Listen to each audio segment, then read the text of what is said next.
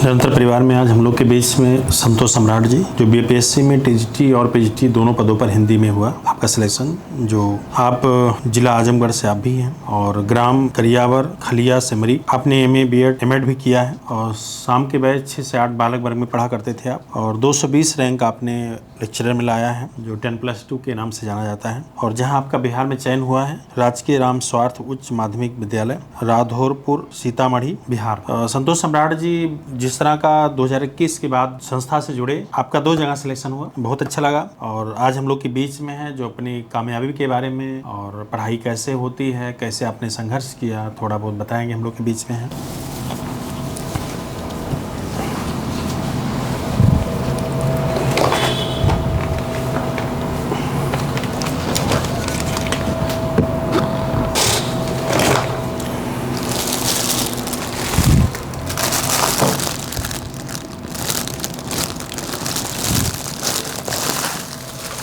तो अपनी सफलता के बारे में ज़रा बताएंगे। और आपको संस्था की तरफ से आपको एक पुरस्कार दिए जा रहे हैं। धन्यवाद आपको, चूँकि आपका लेक्चरर में हुआ है। और आप अपनी सफलता के बारे में बताएंगे, कैसे हमने अध्ययन किया और गांव से आकर के कैसे पढ़ाई की। मेरा नाम संतोष सम्राट, मैं ज़िला आजमगढ़ का रहने वाला हूं और मैं इस निरंतर कोचिंग परिवार में, इस निरंतर चैनल के माध्यम से सभी श्रोताओं, दर्शकों और अपने सभी टीजीटी पीजीटी तैयारी कर रहे भाइयों को मैं यह बताना चाहता हूं कि मैं गुरुजी के यहाँ 9 नवंबर 2023 में आया था तैयारी करने के लिए। तो गुरुजी ने हमें अपने सानिध्य में रखा और गुरुजी के सानिध्य से मैं धीरे धीरे पढ़ता गया। पहले मैं हिंदी बहुत कम जानता था। अच्छा, 22 में आए होंगे क्योंकि 23 लास्ट में बिहार में सिलेक्शन हुआ। जी सॉरी, 22 में, 23 लास्ट में। तो मैं मान लीजिए वो व्याकरण सिर्फ जानता था, हिंदी साहित्य मुझे बहुत कम आता था। तो मैं सोचा ये साहित्य कैसे पढ़ा जाए, इतना बड़ा है, आदिकाल, भक्तिकाल, रीतिकाल, उपन्यासक, कहानी, रेखा चित्र, चलचित्र, नाटक सभी थे उसमें। तो धीरे धीरे मैं गुरुजी के सानिध्य में आया और वहाँ बैठने लगा सीट पकड़कर। तो सुनते सुनते सुनते सुनते फिर मुझे यह ज्ञान हो गया कि हाँ, इसी तरह से रीतिकाल भक्तिकाल पढ़ा जाता है। फिर गुरुजी का टेस्ट जो होता था सबसे महत्वपूर्ण वही है। टेस्ट होता था, टेस्ट में हम लोग टेस्ट देते थे, उसके दूसरे दिन जो है उसको सॉल्व कराया जाता था और जितने गलत प्रश्न होते थे उसको गुरुजी बताते थे जाकर रूम पर लिखा करिए। उसको लिखने से कई फायदे होते हैं, प्रश्न याद हो जाते हैं। फिर जो है अगर वह प्रश्न दोबारा कहीं भी आएगा तो वो गलत नहीं होगा, इसलिए वो टेस्ट बहुत मायने रखता था। और एक गुरुजी बताते थे प्रैक्टिस सेट, जैसे शिल्पी का हो गया, ऊँट का हो गया या एजीपी का हो गया, किसी का हो गया, उसको बताते थे। उसको आप लोग लगातार मारते रहिए उसको करते करते आप एक दिन सिलेक्शन हो जाएगा आपका। भले आपको बहुत ज़्यादा नॉलेज नहीं होगा लेकिन सिलेक्शन हो जाएगा। तो हम लोग नए नए थे, बहुत पुराने थे नहीं। तो हम लोग क्या किए, गुरुजी का नोट्स धीरे धीरे बनाते गए और उसको जाने सोने से पहले 1-2 बार पढ़ लेते थे, फिर सुबह 1-2 बार उसको फिर उठ कर पढ़ लेते थे। और प्रैक्टिस सेट हम ज़्यादा लगाते थे। और गुरुजी किताब बताते थे तो किताब भी पढ़ते थे, लेकिन उतना मन नहीं लगता था किताब पढ़ने में।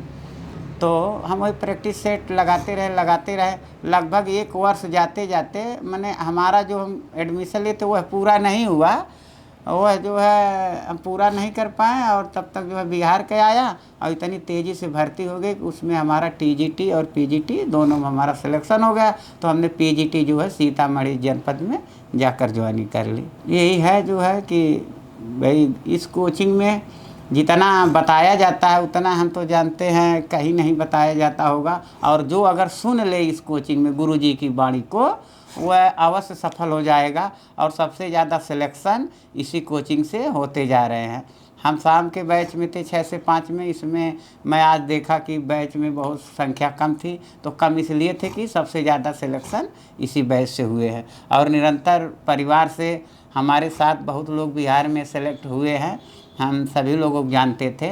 एक बार जब सिलेक्शन हुआ तो हम लोग मंच पर आए तो काफ़ी लोग थे, और पूरे उत्तर प्रदेश के हर ज़िले में, फिर मध्य प्रदेश में, झारखंड में, बिहार में, उत्तराखंड में, दिल्ली में, हर जगह जो है निरंतर परिवार से सेलेक्ट होकर जाते हैं। यह जो हमारे गुरुजी का बहुत बड़ा कदम है कि जो यहाँ से अपना त्याग करके अपने 24-24 घंटे में जो है 8-8, 10-10, 12-12 घंटे जाग कर हम लोगों का मार्गदर्शन करते रहते, बताते हैं और कितना बढ़िया बताने का प्रयास करते रहते हैं। तो यह गुरु जी का बहुत है, माता पिता से बढ़कर हम लोग गुरु जी को मानते हैं। और हम लोग बिहार में हैं और हम लोगों को बस सानिध्य बना रहे गुरु जी से कि हम लोग अगली परीक्षा और हायर तक निकालें, और परीक्षाएं जो भी हो हम लोग निकालते रहे जो है। अच्छा, आपको सिलेक्शन हुआ, गांव में खूब सम्मान मिला होगा? सर गांव में तो जितना सम्मान मिला उतना तारीफ़ करना बहुत कम है। बहुत अच्छा लगा, बहुत सम्मान मिला। जो लोग मान लीजिए नहीं बोलते थे, जो लोग कट कट के रहते थे, सभी लोग फ़ोन करना शुरू कर दिए, सभी लोग मिलना शुरू कर दिए और बहुत सम्मान के साथ मिलते हैं। बहुत दिल गदगद हो जाता है सर। और आप लोग जब सिलेक्शन हुआ होगा नींद नहीं आई होगी उस दिन? हाँ सर, एक दिन तो सर नींद तो नहीं आई है। जिस दिन रिजल्ट आ गया उसी दिन से नींद नहीं आई और 1-2 दिन तक नींद आई। नींद नहीं सर, भूख भी नहीं हम लोगों को लग रही थी। इतना खुशी था हम लोगों की कि हम लोग आज पीजीटी हो गए, प्रवक्ता हो गए। सबसे बड़ी बात यह है कि बस मात्र 1 या 2 घंटे पढ़ाना होता है और हम लोग बहुत ईमानदारी पूर्वक आपके द्वारा कहे गए रास्तों पर जो है हम लोग चलते हैं। और बच्चों को जो है जैसे हमारे गुरुजी पढ़ाते थे, बताते थे, एकदम हम लोग भी बच्चों को जो है पूरा पढ़ाने में, बताने में हम लोग अपनी पूरी शक्ति लगा देते हैं। और अच्छा लगता है आपको जो है, मतलब इस पद से काफ़ी संतुष्ट हैं? जी जी, पूरा संतुष्ट है।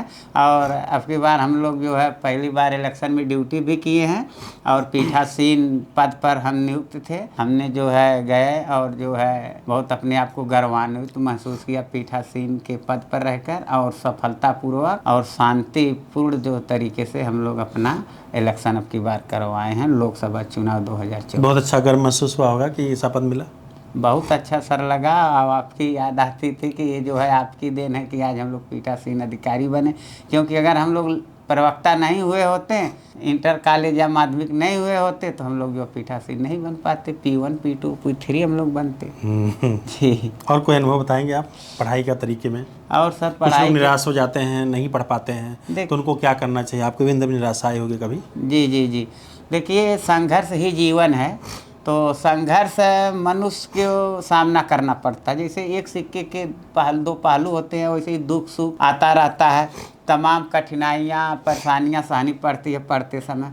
पहली बात, लोग घर से छोड़कर आते हैं इलाहाबाद तो अच्छा नहीं लगता है, क्योंकि लोग घर घूमे रहते हैं, खेले रहते हैं, बिना फ्री माइंड से घूमे टहले रहते थे। यहाँ आते हैं तो जैसे लगता है कि हम लोग पिंजरे में आ गए, जेल में आ गए, तो ऐसा महसूस होता है। फिर धीरे धीरे यहाँ फिर खाना वाना भी बनाना पड़ता है तो और दिक्कत होती है। इसी बीच में कई बार घर भी आना जाना हो जाता है।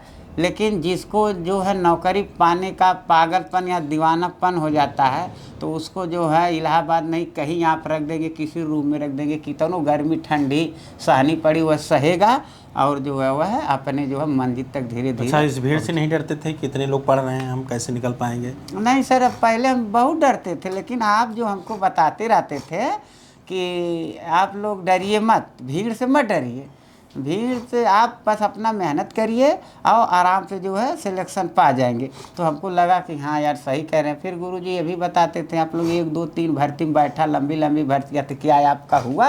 आपको एक ही सीट से मतलब था, लेकिन फिर भी नहीं हुआ। हम लोग तो रोज सोचते थे हाँ बात तो गुरुजी सही कर दें।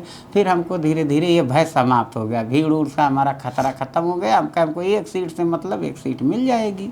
और कुछ बताना चाहेंगे आप? और सर वही बताना चाहेंगे हम सभी अपने भाई बंधु और सहपाठियों को इस चैनल के माध्यम से कि ज़्यादा से ज़्यादा ये लोग जो है निरंतर कोचिंग, चाहे ऑफलाइन हो चाहे ऑनलाइन हो, दोनों में अगर ये जुड़ते हैं तो अच्छी रणनीति इसमें बताई जाती है। पढ़ाई तो होती ही है, इसमें साहित्य पढ़ाया जाता है, काव्य शास्त्र पढ़ाया जाता है, व्याकरण पढ़ाया जाता है, भाषा विज्ञान पढ़ाया जाता है, संस्कृत साहित्य और संस्कृत व्याकरण। ये जो 6 पार्ट होते हैं टीजीटी, पीजीटी और नेट जेआरएफ के, ये सारे पाठ यहाँ पढ़ाए जाते हैं और इसका बेहतरीन अच्छा नोट्स भी बनवाया जाता है। साथ साथ जो है हर हफ्ते प्रैक्टिस सेट लगवाई जाती है और जो है प्रैक्टिस सेट के साथ साथ इस कोचिंग में सबसे बढ़िया व्यवस्था है कि मोटिवेट गुरुजी इतना पहले आते हैं, जो 2.5 घंटे 3 घंटे क्लास होता है उसमें आधे घंटे या 10-20 मिनट पहले बताते हैं क्या क्या परेशानियां हैं, कैसे आप पढ़ेंगे कैसे नहीं पढ़ेंगे, या आप रूम पर क्या क्या करते हैं ये गुरुजी को पता हो जाता। कभी कभी खड़ा करा के बीच में खड़ा करा देते, क्या आप सो रहे हैं, क्या आपको नींद आ रही है, क्या कल कहाँ गए थे, कल हमने आपको कटरा में देखा, कल हमने आपको सिविल लाइन में देखा। तो हम लोग सोचते थे गुरुजी कैसे ये सब जान जाते हैं। लेकिन जो निरंतर परिवार के गुरुजी है आदरणीय माननीय श्री एस.एल. वर्मा जी, हम जो है इनका बहुत भाई आभार प्रकट करेंगे कि हर घर में इन्होंने रोशनी जलाई है, हर गांव में, हर ज़िला में, हर प्रदेश तक इन्होंने जो है टीचर भेज दिए, नेट JRF बना दिए, TGT PGT बना लिए, प्राइमरी में सिलेक्शन दिलवा चुके हैं। और अभी भी उसी शक्ति और एनर्जी के साथ हमारे गुरुजी जो है लगे रहते हैं। और अभी पता नहीं कितने लोगों को घर में जो है रोशनी जलाएंगे और जो है उज्जवल भविष्य करेंगे। बहुत बच्चे का 4 बैच चलते हैं ऑफलाइन, चारों पूरे भरे रहते हैं, और जो है 2 बैच ऑनलाइन चलते हैं। अब हम लोग भी ऑनलाइन के ही हो गए हैं, अब हम लोग ऑफलाइन नहीं ले पाएंगे, ऑनलाइन में हम लोग जुड़ गए हैं। अब हम लोग गुरुजी को बहुत दूर से देखेंगे और पढ़ेंगे, इनका सानिध्य प्राप्त करेंगे। ठीक है, बहुत अच्छा लगा आपसे मिल करके। ठीक है सर, धन्यवाद।